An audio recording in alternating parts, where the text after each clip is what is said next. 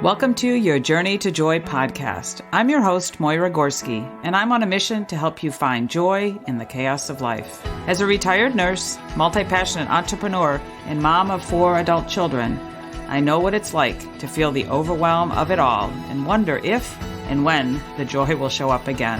And I've learned it's up to us to go find that joy. On this show, you will hear inspiring stories from those who have overcome all kinds of life challenges, tips on how to stay healthy and vibrant during the ups and downs of life, and simple ways on finding joy in your own life. Let's face it, life is messy, yet when we travel together on this journey, support and encourage each other along the way, that joy starts to show up again. I'm so excited to lead you on this journey of you to find the joyful life that you deserve. Well, welcome to another episode of the podcast. I'm your host, Moyra Gorski. As you know, it's all about joy in this season. And part of what brings me joy is what I get to do, what I choose to do for a living, for my business. And that's what I want to start sharing with you today.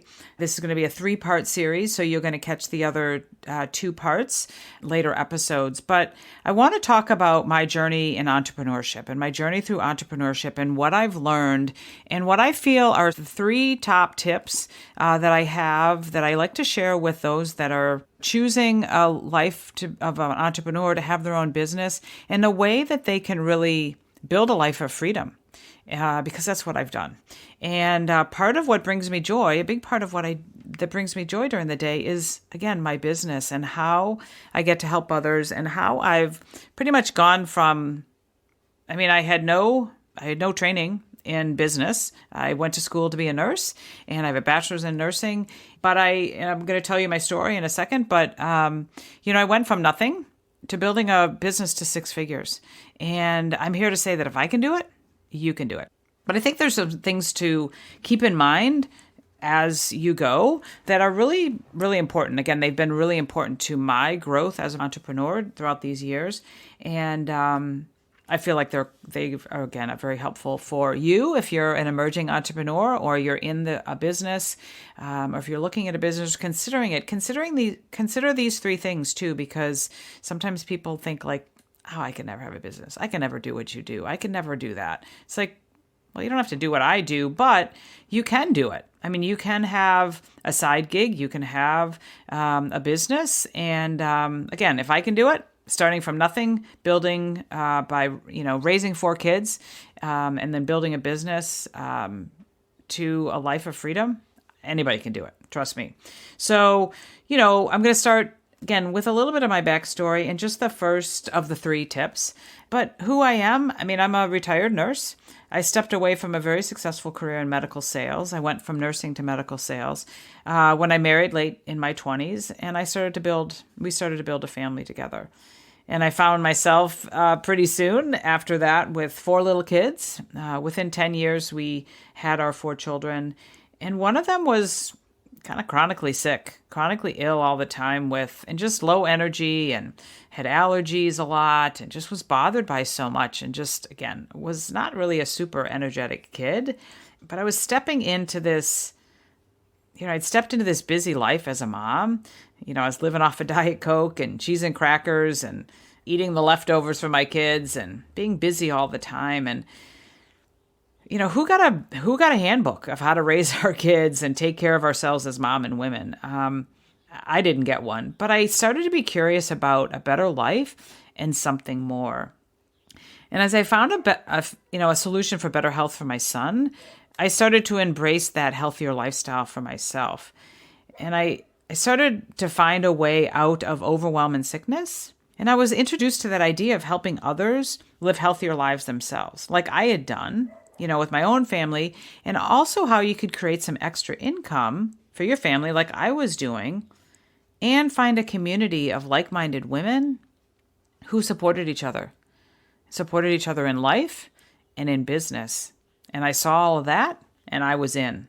And then my daughter started struggling with a life-threatening mental health disorder in high school, and one that I had struggled with in college. And when my past was seemingly repeating itself in front of my face, it was a pain I had never felt before. And thus began the 8 years of stress and struggle, which somewhat continue today, as I share in this podcast, there's a lot of juggling still, as I was striving to support my daughter during this time. But along with that, I was striving to support myself. And yet through all of that, and for the past 23 years, I've built a very successful online wellness business, like I said before, with no training in business, up to 6 figures, and partnered with the most clinically proven wellness company in the world.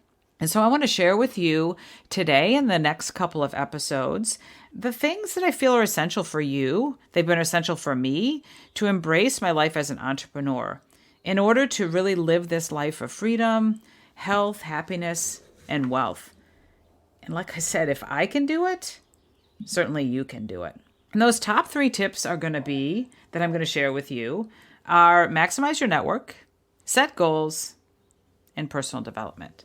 And so today I want to talk about maximizing your network. So I remember running into the CEO of the company that I represent at a global conference one year. I was with my mentor and best friend who had introduced me to Shackley some years ago, and he asked us how our business was going, and we shared with him that we have 9 kids between the 2 of us, and thus we have 9 different distractions. And life was busy, and we saw building a business as hard with all of that going on. And I remember he stopped us and said, look at all of that as 9 opportunities, not 9 struggles, not 9 distractions. Each one of your children has their own group of friends, their activities, their moms, their families, and consider each one of them like an opportunity to network, to get to know them, to uncover ways that you can help them with their health, with their life. Interesting concept, right, to think about.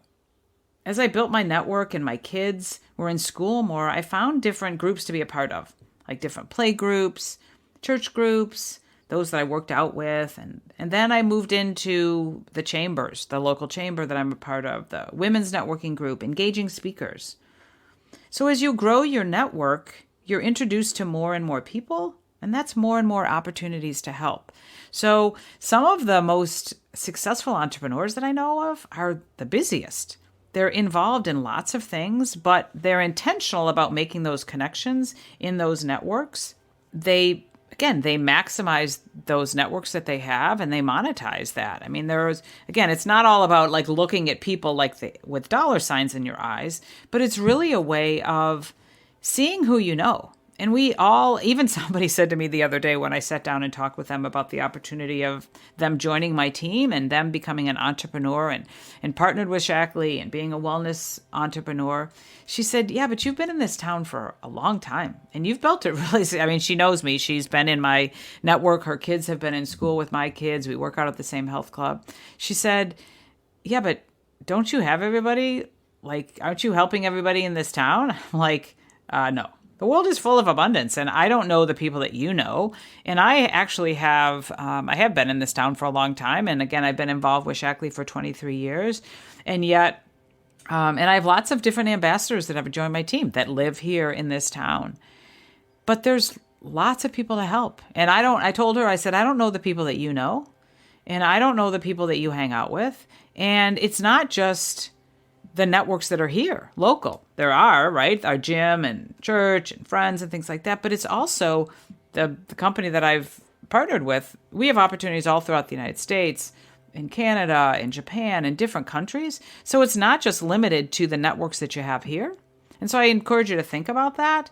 You know, it's not just who you know locally, but who do you know that you can connect with online? And my gosh, these days you can connect with so many more people all throughout the country. So those are networks that you can connect with, collaborate with, and that's what I've done. And I encourage you to think about that and do that if you're an entrepreneur. Think about those networks that you're a part of and see, and have you maximized them? Have you gotten to know them? Have you connected with all of those different networks? If it's those that you know with your kids, with your families, with your church, with your with your social groups, with your wine club, with your book club, with your travel club, all those kind of things. And so let me tell you about Sarah. She's a teammate of mine, and she's been on my team for a little bit, and I just love Sarah. Now, she's been actually interviewed on my podcast in the first season.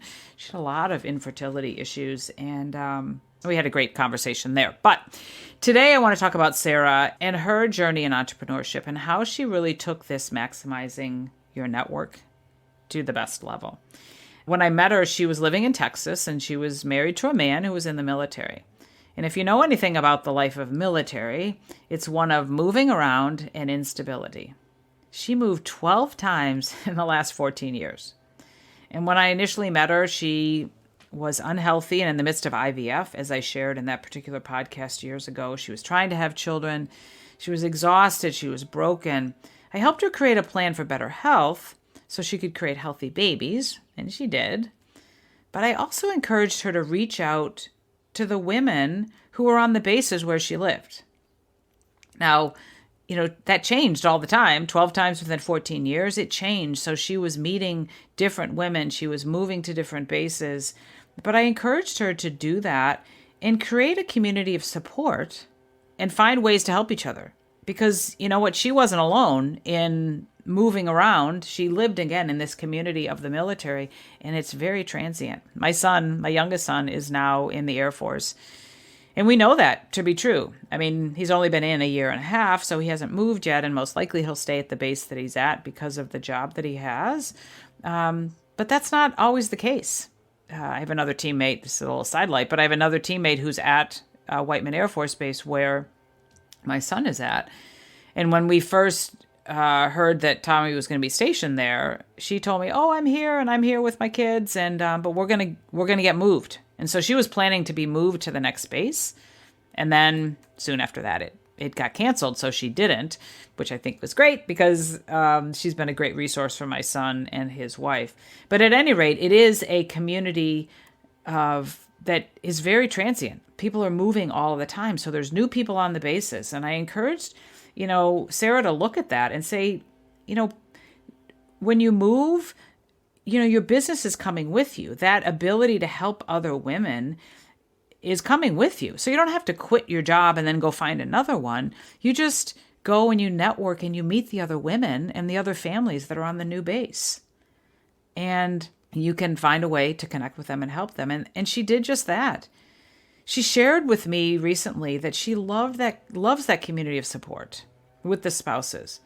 Now her husband is out of the military, and they recently built their home of their dreams in Arizona, and she is totally enjoying a life of freedom and health. She has 3 beautiful children, beautiful abundance. She homeschools her children. She supports other homeschooling moms, and she's built a network of military moms who, she said to me, we can serve others while our spouses are out serving the country. That's awesome, right? Instead of a deterrent and all of that chaos of moving, she really capitalized on that.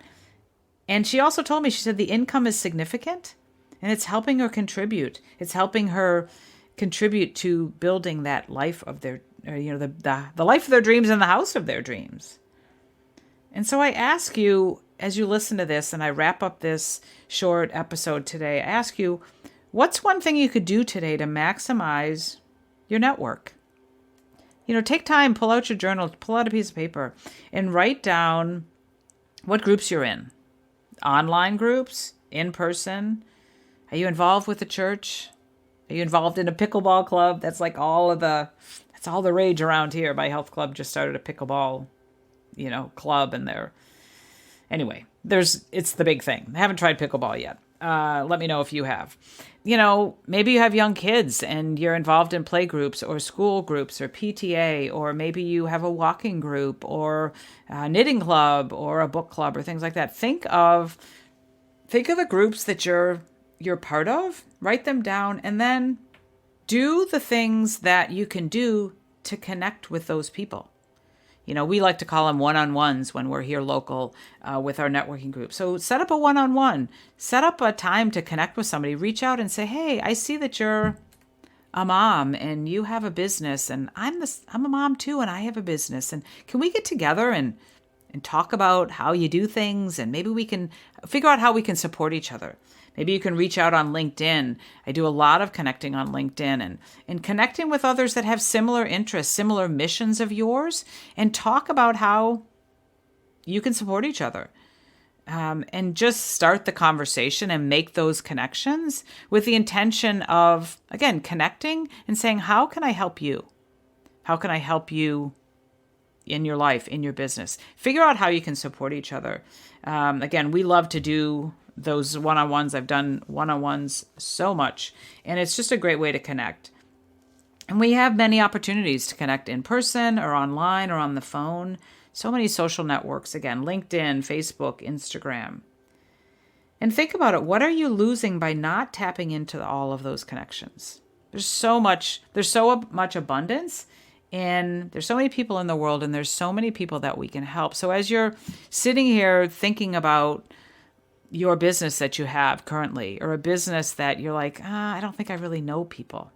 I bet you do. I bet you have a lot of connections, a lot of networks, a lot of people that you do know that you could connect with if you're considering having an online wellness business like I have, or any other type of business. Or think about if you want to grow the business that you currently have. Think about those networks, how you can maximize that, how you can connect with those people, and really work that to your favor. Because again, you might be losing and not gaining by not tapping into all of those connections. So that's my first tip today for building a life of freedom as an entrepreneur.